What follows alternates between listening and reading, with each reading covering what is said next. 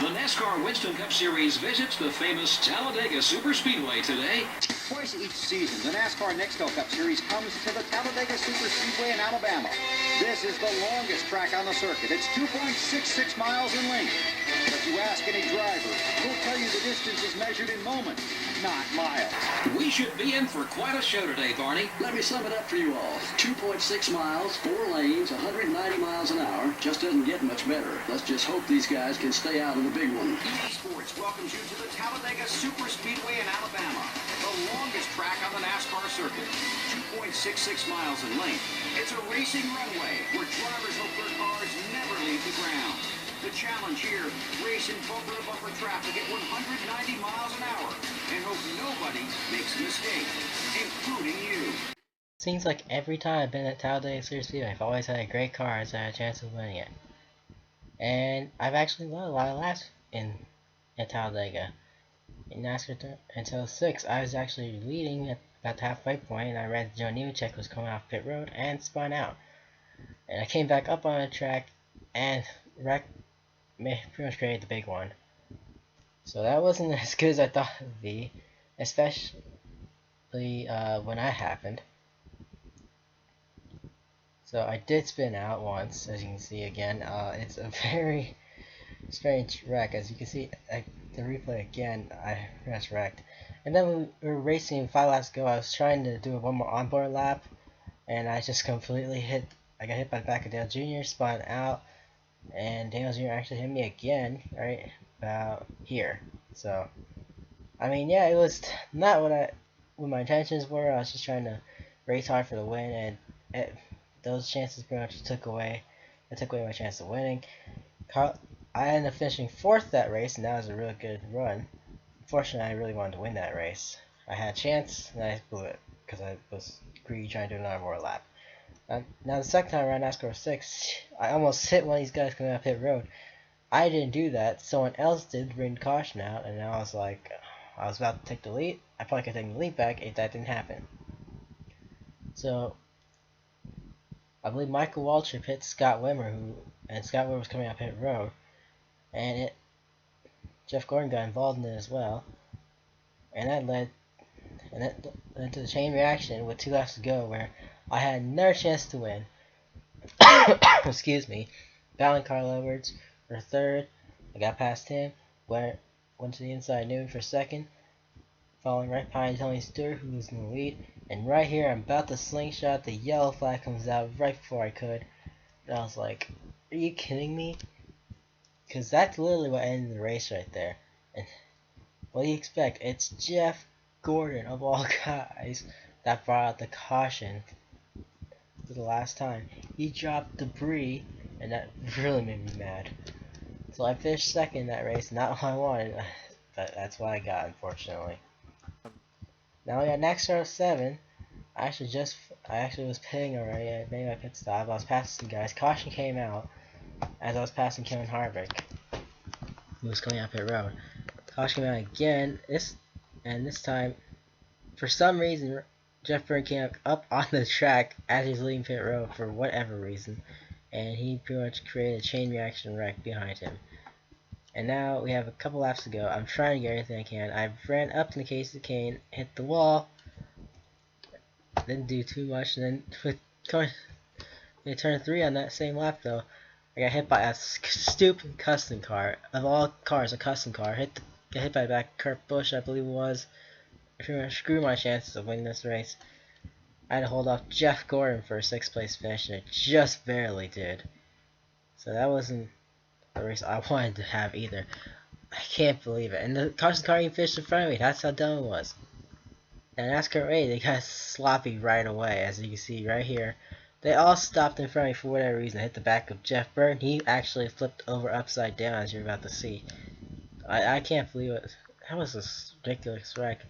And, I had to start dead last. I don't know why they all slowed down going into turn 1, but they just did. And Jeff Byrne flipped over.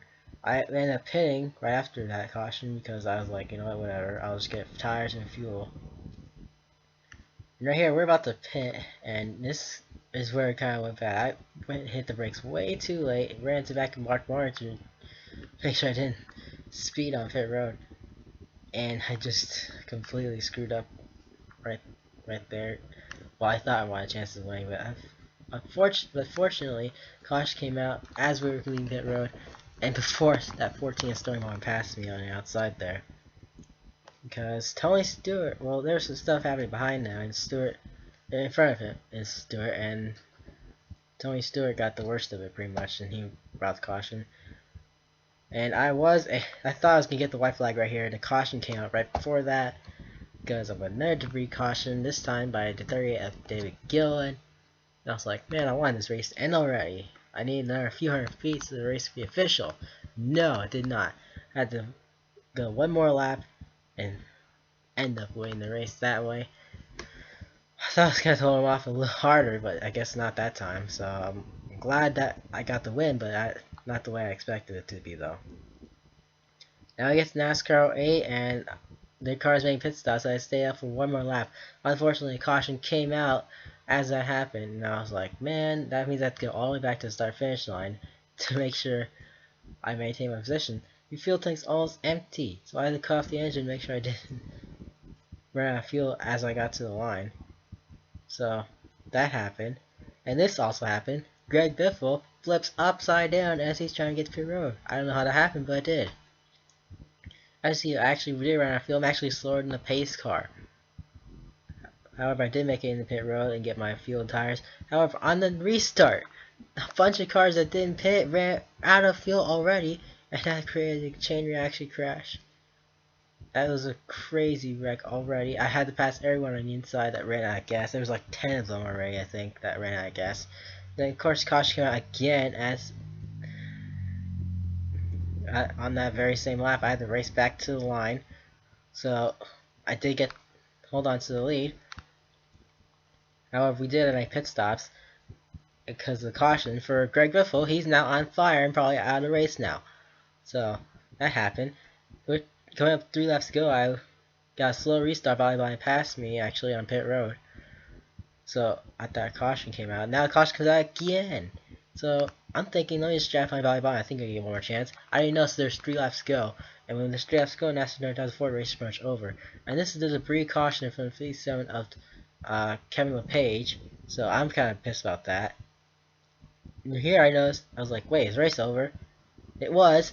I finished second. I was like, no, come on, I wanted to win. I hadn't won yet in NASCAR 2004 season 1. However, by this point in the second time around at Talladega, I had like 4 wins, something like that. I finally got another win at Talladega. And I had to hold off Mark Martin, Dale Jarrett, and Ricky Rudd, and others to do it. And that was pretty crazy right there at the end. Now I get NASCAR 2005, and this is just as some cars coming to pit road.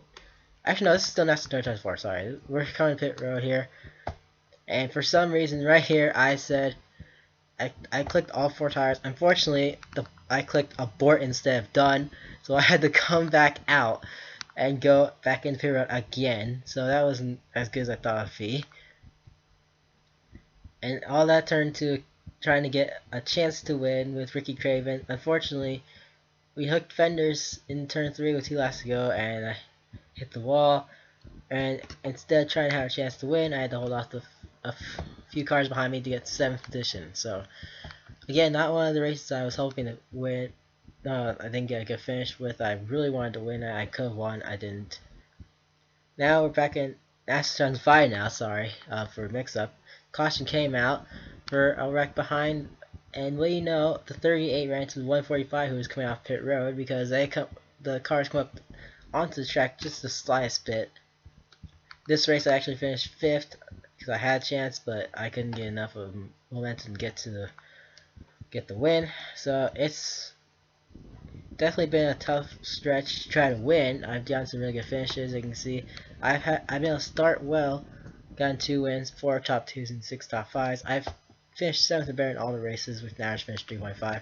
So there won't be any Kansas next week, so I don't have enough race for that. So I'll see you when I get to Dover.